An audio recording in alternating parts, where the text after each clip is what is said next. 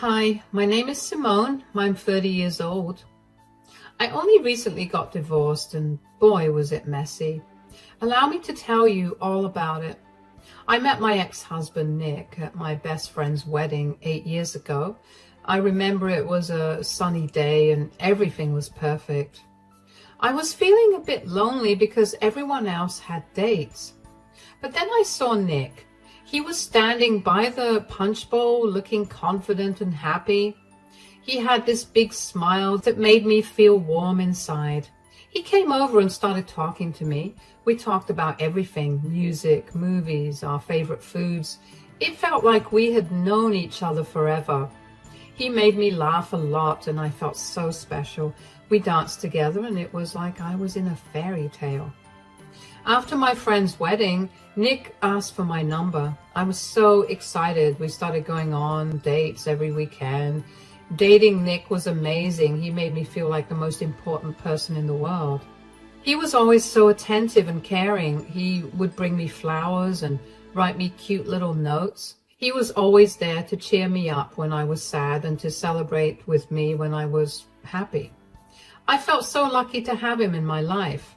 After 3 years of dating, Nick proposed. He took me to the beach at sunset and got down on one knee.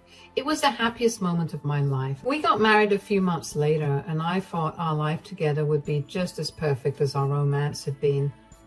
Unfortunately, about 3 years into our marriage, Nick started changing. At first, I didn't really notice it. He seemed more distracted and spent a lot of time on his phone or computer. I remember one day I asked him what he was doing and he said he was just watching some videos. I didn't think much of it at the time, although in hindsight, I probably should have asked him more about it. I'm saying that because over time he started making strange comments. He would say things like, "A real man should get what he wants," or "Women need to look good for their men." I didn't understand where this was coming from. Nick had never talked like this before. It got worse when he started hanging out with some new colleagues from work. They were a rough crowd, always making crude jokes and talking down to women. Nick seemed to pick up their habits. He would scoff whenever he saw a woman having any sort of agency in the movies and TV shows we watched. He would force me into talking about gender politics with him. He'd tell me about how a woman's worth was only tied to her looks and how a woman's place was only in the kitchen. Of course, I was beyond uncomfortable. I did my best to talk to him about why his views were damaging and offensive. But that seemed to only fuel his opinions. He'd call me a typical snowflake feminist for having opposing views. Over time, that hatred towards women transformed into hatred for me. It started off small at first. He started coming home late and would be in a bad mood. He wouldn't even acknowledge me when he got back home, let alone talk to me. We went from talking every day to only speaking when absolutely necessary. It hurt like crazy to go through that because I was literally blindsided by this huge change in Nick. I didn't say anything because I chalked it up to him having trouble with work and let it go. I mean, whenever I tried to talk to him about his behavior, he would shut down, which is why I never pushed it. But his behavior only got worse over time. One particular day, Nick seemed like he was in an even worse mood than usual. I decided to try and talk to him again just to figure out what was going on, not only with him, but also between us.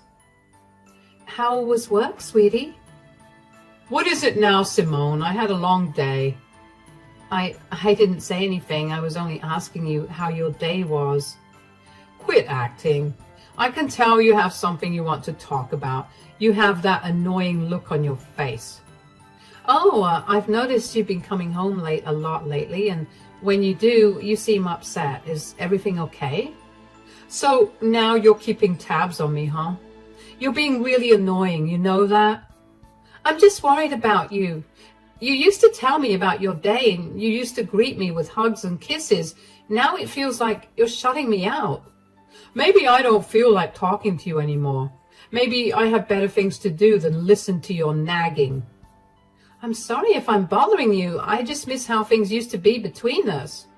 Yeah, well, maybe you should try being more interesting then. Maybe then I'd want to spend time with you. I don't understand why you're being so mean. What happened to us? You know what your problem is. You're too sensitive, always looking for problems where there aren't any. Maybe if you weren't so emotional all the time, I wouldn't need to stay out late just to get away from you. I'm sorry you feel that way. I just want us to be happy again. Happiness? You think I'm responsible for your happiness? Grow up. No one's responsible for anyone else's feelings. I see. Well, I'll leave you alone then. Let me know when you're ready to talk. Yeah, whatever. I felt horrible. I didn't understand why Nick had to be so rude to me. I couldn't help but feel I did something bad to him. No matter how hard I tried to think of what I did, I couldn't come up with anything. I did everything he expected out of me, like cooking and cleaning while juggling a job. Eventually, he began insulting and belittling me at every chance he got. I was too shocked to comprehend what was going on, so I didn't say much. Nick's insults became a regular part of our life together. He was always criticizing my looks.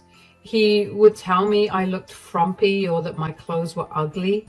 No matter what I wore, he had something mean to say. Once, when I wore my favorite dress, he said I looked fat and ridiculous. Another time, he told me I should try harder to be attractive like other women he saw. He didn't just stop at my clothes. He also made hurtful comments about my weight. He'd point out women who were thinner and say I should look like them. It hurt so much. And I started feeling really bad about myself. Even when I tried to eat healthier or work out, he would still find something wrong with me. Nick's insults weren't just about my appearance. He'd say I was annoying or that I wasn't trying hard enough to make him happy. His behavior became really hurtful, especially when it came to other women. He would openly flirt with them, even when I was right there. At parties, he would ignore me and spend the whole time chatting with attractive women. He would laugh loudly at their jokes and compliment them on their looks. Once, at a friend's barbecue, he spent almost the entire evening flirting with a young woman, acting like I didn't exist. It made me feel invisible and unwanted. When we were out in public, he would point out other women and make comments like, "Why can't you look like her?" Or, "She really knows how to dress up." It wasn't just occasional. It happened all the time. Even when we were supposed to be spending time together, like on a date night, his eyes would wander and he would make me feel like I wasn't good enough. I know what you're thinking. Simone, why did you stay with that man and not run away? Well, I had my reasons, and yes, they were stupid in hindsight, but at that time, they were very valid. At first, I stayed because I loved him so much. I remembered how wonderful he used to be when we first met. He was charming, always making me laugh and feel special. I kept hoping that the man I fell in love with would come back. I thought if I tried harder and did everything he wanted, things would get better. Another reason I stayed was because I was afraid of what people would think. We had only been married for a couple of years, and I didn't want people to see our marriage as a failure. I worried about what my friends and family would say. They all thought we were a perfect couple, and I didn't want to disappoint them. I also felt very alone. Nick had isolated me from many of my friends. He would make me feel guilty for spending time with them, saying I should be with him instead. Over time, I saw them less and less. And when I felt sad or needed someone to talk to, there wasn't anyone around. I didn't know how to reach out for help. There was also a part of me that believed his words. Nick's constant criticism made me feel like I wasn't good enough for anyone else. He would say things like, "No one else would put up with you." And after hearing that so many times, I started to believe it. I thought maybe he was right and I wouldn't be able to find anyone else who would love me. But most of all, I stayed because of hope. Every now and then, Nick would be kind and I would see glimpses of the man I married. Those moments were rare, but they made me think that maybe things could change. I hoped that if I was patient and loved him enough, he would stop being so mean. One such instance became my breaking point and enabled me to see Nick as the monster he truly was. One evening, after a particularly rough week, Nick surprised me. He came home with a soft smile, which was very, very rare to see. He greeted me happily and asked me how my day was. I will admit I was beyond confused about his change in demeanor at first. "Hi, darling, how was your day?" It was good. Did you have a good day at work too?" "Not really. I mean, there wasn't anything special about it. Why?" "Well, you seem really happy today, and it's been a while since you were like this." The thing is, I was thinking about things today, and I realized that what we really need is a vacation, just the two of us. We need to get away and rekindle our relationship." "Huh? Really? You think so?" "Of course. I mean, it's been a while since we traveled or just hung out with you and me. I know that this will bring our relationship back to the way it used to be." "I will admit that sounds wonderful. I miss the times we used to spend together." "Me too. We've been so caught up with work and everything else. I want us to have some quality time, just like before." "I'd love that. Where do you think we should go? Maybe somewhere with a beach?" "Exactly. Now you're thinking just like me. Picture us walking on the beach, dining at cozy restaurants, just enjoying each other's company. It would be perfect." "It really would be. It's been so long since we did things like that." "But I have a bit of a problem." "What do you mean? What's wrong?" "I have to be honest with you. Work has been slow lately, and I've had some unexpected expenses. Yeah, I know I didn't tell you about them. I only did that because I didn't want to worry you about the expenses. I don't have the money right now to plan this vacation." "Oh, I see. But then why would you bring up your idea when you know that you can't afford it?" "I was thinking, since you've been doing so well at work and you have some savings, maybe you could cover the cost for this trip. I promise I'll make it up to you. This vacation is a way for us to start fresh. I want us to be happy again." It's a lot of money, Nick. I'm not sure if I can afford it all on my own." "I know, but I wouldn't ask it if it wasn't important to me. Think of it as an investment in us, in our future together. I want to make things right between us." "I do want things to be better between us." "Okay, let's do it. I'll figure out the finances. We can make this work." "Thank you. You won't regret this, I promise. We're going to have an amazing time together." "Of course. We're going to have an amazing time together. That's what we've always done best together." Despite knowing that we didn't really have the money for a vacation, I decided to make it happen. I started saving every penny I could. I cut back on personal expenses and worked extra hours whenever possible. I even dipped into my savings, telling myself it was worth it for the sake of our marriage. I spent weeks planning the perfect vacation. I researched destinations, found the best deals on flights and hotels, and planned activities that I thought we'd both enjoy. I wanted everything to be perfect. I booked a beautiful resort by the beach and arranged for a romantic dinner at a fancy restaurant. I even bought some new clothes, hoping to look nice and impress Nick. The day finally came and I was so excited. I had done everything myself, but I was happy to do it if it meant we could be close again. We arrived at the resort and at first things seemed great. Nick was in a good mood and we spent the first day exploring and enjoying the sun. I felt a flicker of the old us, the happiness we used to share. But it didn't last. By the second day, Nick's old habits returned. He started criticizing my clothes, saying they weren't pretty enough for a vacation spot like this. He pointed out other women and said I should try to look more like them. It hurt, but I tried to stay positive because I thought that we were going to slowly work on our relationship. Things only got worse by the pool. Nick stared at other women and made comments about their bodies and clothes. He would loudly ask me why I couldn't look like the attractive women in bikinis. Everyone would stare at me, and I even caught a few people snickering at me. I felt embarrassed and hurt. I couldn't believe he was humiliating me so much at a time when he promised me to be better. But that wasn't all he did. Nick began flirting openly with other women. He'd talk to them, make them laugh, and compliment how they looked. Some of them looked uncomfortable, but Nick didn't seem to care. He kept flirting even when they tried to walk away. It was humiliating.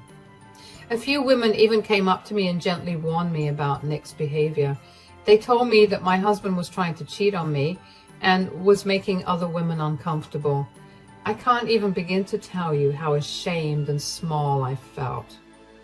It felt like everyone was watching and judging me. And the worst part was that I wasn't even the one in the wrong. Every time I tried to talk to Nick about it, he ignored me. He'd say I was overreacting and that he was just being friendly. But I knew it was more than that. He was disrespecting me, and it hurt a lot. I felt like I was losing myself, always trying to meet his impossible standards and handle his constant criticism. One evening at the hotel bar, he was flirting with another woman. She looked uncomfortable and kept looking at me. I managed to drag Nick away from the bar, and I snapped. "Nick, what in the world do you think you're doing? Why are you flirting with that woman? She looks so uncomfortable." "Oh, come on, you're overreacting, or maybe you're just jealous of all the attention other women are getting. Anyway, I was just being friendly with that lady there." "Friendly? Nick, you bought her drinks and told her which room we were in. You've been flirting with women since we got here. It's embarrassing. And how could you? Do you even care about how this makes me feel? Maybe if you weren't such a bore, I wouldn't have to look elsewhere for some fun. You're always nagging and whining." "That's not fair. Every time I speak, you tell me I'm whining or nagging you. I didn't even say anything the entire time this vacation because I was trying to make this vacation special for us. And even though you treated me like garbage, you have no reason to say that I'm whining or nagging, and you definitely have no reason to flirt with other women. Why are you doing this to us?" Oh, poor Simone, always playing the victim. Maybe if you put in a little effort to look good and be interesting, I wouldn't have to talk to other women. "I can't believe you're saying this. You're my husband. You should respect me, not insult me and flirt with other women right in front of me." "Respect? You haven't earned my respect. You just whine and complain. I need to fulfill my needs somehow since you won't." Oh, wow. How can you be so cruel? I've done everything I can to make you happy. I even paid for this whole vacation with my emergency savings just so we can try and fix things between us. "Yeah, because you felt guilty. Don't act like you're doing me a favor. You should be grateful I even agreed to come." You literally begged me to go on this vacation. Besides, what do I have to be grateful for? For being humiliated and treated like I don't matter? Oh, please stop being so dramatic. If you can't handle it, maybe you should just stay in the room and leave me alone. Maybe I will. You're a horrible husband and even more horrifying person. Don't act like you're any better than me, you selfish brat. You'd be the most boring person on this planet without me. You should be grateful that I even look your way. You know what? I can't do this. I'm not going to stay here and be disrespected any longer. Fine by me. More fun for me without you around. Nick's words cut through me like a knife. It wasn't just the words themselves, but the cold, indifferent way he said them. It was like he didn't care about me at all, like I was nothing to him. In that moment, I realized our marriage was over. No matter what I did, it would never be good enough for him.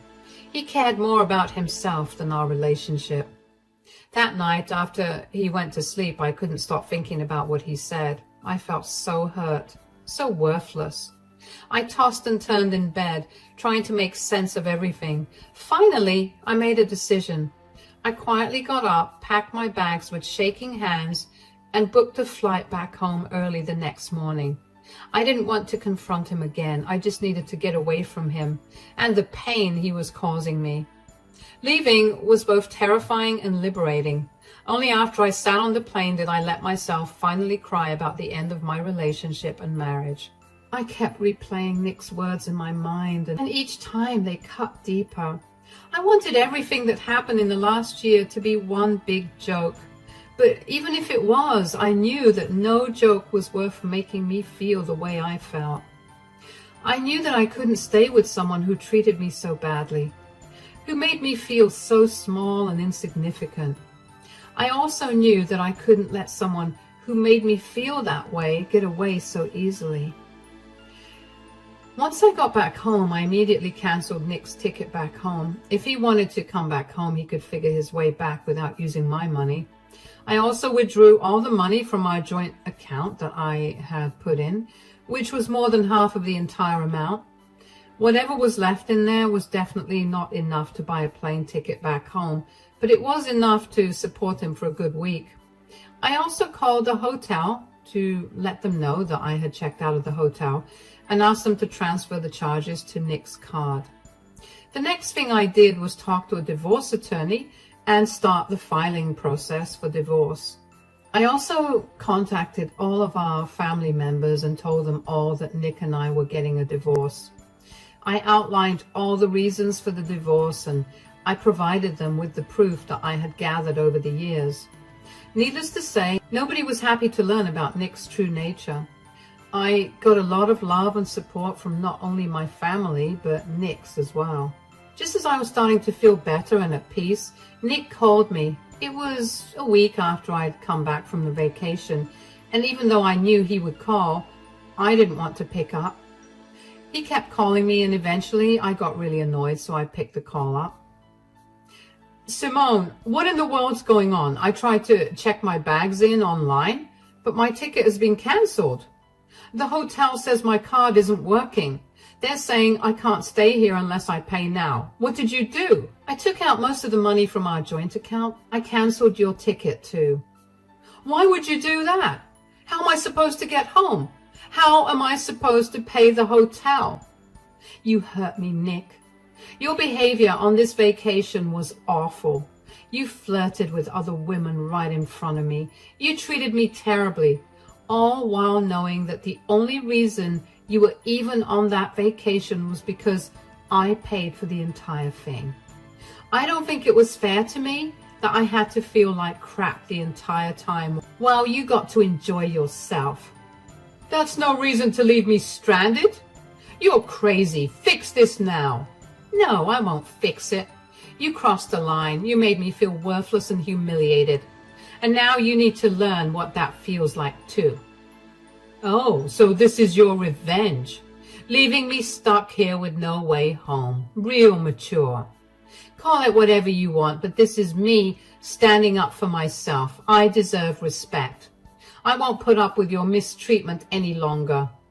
All right, you're right. I treated you horribly and I should have been kinder to you. I should have treated you with more respect. I'm sorry, okay? Just send me some money so I can pay for the hotel. I'll figure out the ticket later. I just need to get out of here. Not only is your apology insincere, but it's also late.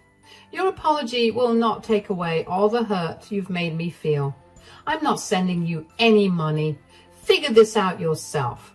What am I supposed to do now? I'm stuck here. I don't have any money. Luckily for me, that's not my problem. Maybe you should think about how you treat people. Your actions have consequences. Simone, please, just tell me what to do. I can't stay here like this. Find a pretty woman to fulfill this need of yours. Isn't that what you told me? Maybe one of them will help you out. You're heartless. How can you do this to me? Would you look at that? The pot calling the kettle black. What are you even saying? Can you be serious for 1 second of your life? All you ever do is be annoying. How can I not look at other women when you behave like this? Goodbye, Nick. Simone, don't hang up. Simone. Hanging up that phone was the best thing I ever did for myself. A part of me did break a little when Nick apologized, because Nick barely apologized. But Nick's apologies were nothing but hollow sounds to me now. I had heard enough apologies from him that never led to any real change. I knew I couldn't go back to him, not after everything he had put me through. It was empowering to finally stand up for myself, to take control of my own life again. I heard from a mutual friend that Nick struggled to find a way back home. He had to scrape together money from wherever he could. He couldn't contact a lot of his family members because they were all disgusted with his true nature and wanted nothing to do with him. He ended up borrowing from whatever few friends he has left and somehow managed to convince his parents to pay off his hotel bill before they cut off contact with him. He also eventually managed to buy a plane ticket and get back home. This entire ordeal was a stark contrast to how he used to live, always being in control, always having things his way. This time, he was forced to get on his hands and knees and beg people to help him. People who would have readily helped him out earlier turned their backs on him, all because of his own actions and words. When Nick finally returned to our apartment, he found it empty. I had taken all my belongings and left. It was a difficult decision to make, but I knew I couldn't stay in a place that held so many painful memories. The lease was ending in a week anyway, and I don't want to prolong the inevitable. The divorce proceedings were tough. Nick tried to manipulate and guilt-trip me, as he had done throughout our marriage. He tried to make me feel like I was to blame for everything that went wrong. But I had documented his abusive behavior, his constant criticism, his flirting with other women, his hurtful words, and I used it to my advantage in court. I had support from friends and family who witnessed his behavior firsthand, and with their encouragement, I stayed strong and resolute. Despite his attempts to delay and complicate the process, I was able to finalize the divorce quickly. The judge saw through his tactics and ruled in my favor. It was a relief to finally be free from him, to no longer have to endure his toxic behavior. After leaving Nick and finalizing the divorce, my life started to improve in ways I hadn't imagined. I focused on myself, on healing and rediscovering who I was outside of that abusive relationship. I surrounded myself with positive influences, friends who uplifted and supported me. I pursued my interests and hobbies with renewed passion, reclaiming the parts of myself that I had lost during my marriage. On the other hand, Nick's life took a downturn. Without me to support him or enable his behavior, he struggled to adjust. He continued to reach out to me, trying to manipulate his way back into my life, but I remained firm in my decision. I knew I deserved better, and I wasn't going to let him drag me down again. I heard through the grapevine that he faced financial difficulties and struggled to maintain stable relationships. His arrogance and disrespect continued to push those around him away from him. I will admit that seeing him alone and suffering made me feel a bit better. He was finally getting what he deserved for torturing me for years. In the end, leaving Nick was the best decision I ever made. The whole journey to where I am today wasn't easy, but it was necessary for my well-being and happiness.